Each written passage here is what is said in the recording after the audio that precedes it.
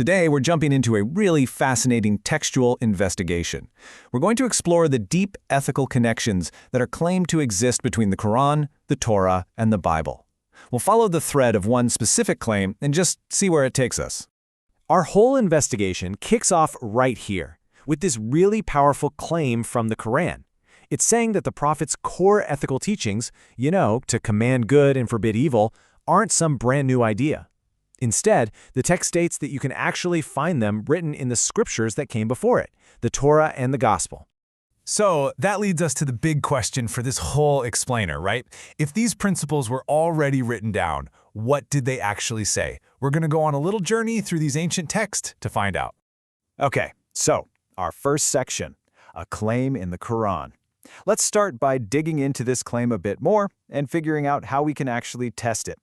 Here's how we're going to do this. Instead of trying to cover everything at once, we're going to start with one single powerful case study.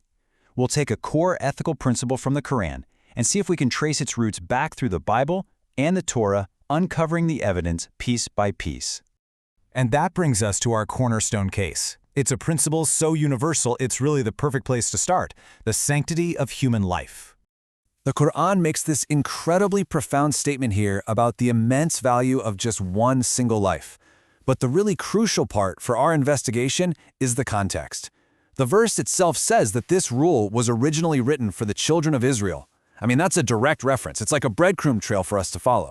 And check out this table. It just lays the connection out so clearly. First, you've got that profound statement from the Quran at the top. Then, look at the parallel in the Torah. Genesis gives us the why behind it. Life is sacred because humankind is made in God's image. And then, the Bible in the Gospel of Matthew takes it even deeper. It internalizes the whole principle, extending the idea of murder to include the very root of anger in your heart. So what have we found in our first case? It's this clear progression. The core principle is confirmed across all three texts. The philosophical foundation for it is explained in the Torah, and then the ethical intention behind it is deepened in the Bible. It's like a conversation happening across centuries. But you might be wondering, was that just a one-off? Let's see if this is actually part of a much larger pattern. Now we're going to broaden our search and look at some shared commandments for building a just society. This table really shows the pattern emerging, doesn't it? I mean, take honoring your parents, or forbidding theft, or the command to be a just witness. In every single case, the core commandment is echoed across all three scriptures.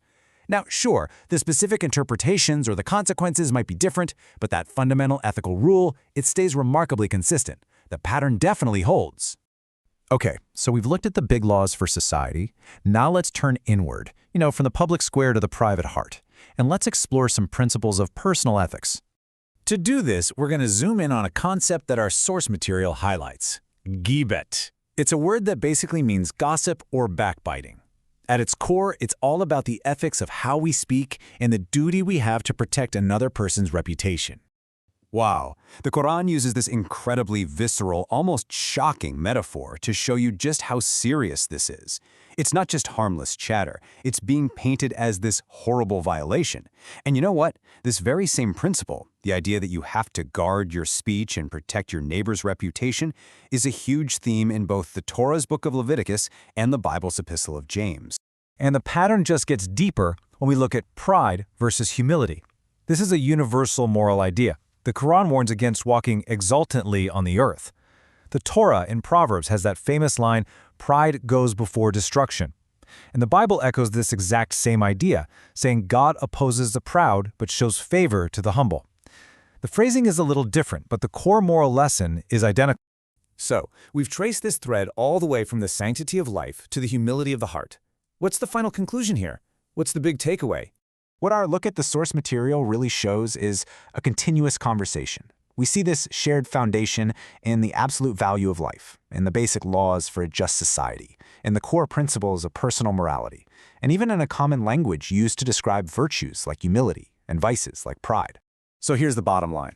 While these scriptures are obviously distinct, they have their own laws, their own theology, their own traditions, they don't seem to be operating in a vacuum.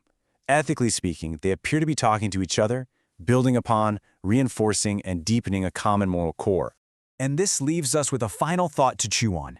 What happens if we start to view these foundational texts not as rivals, but as different voices in a single, millennia-long conversation about one of humanity's oldest and most important questions? How do we live a good life?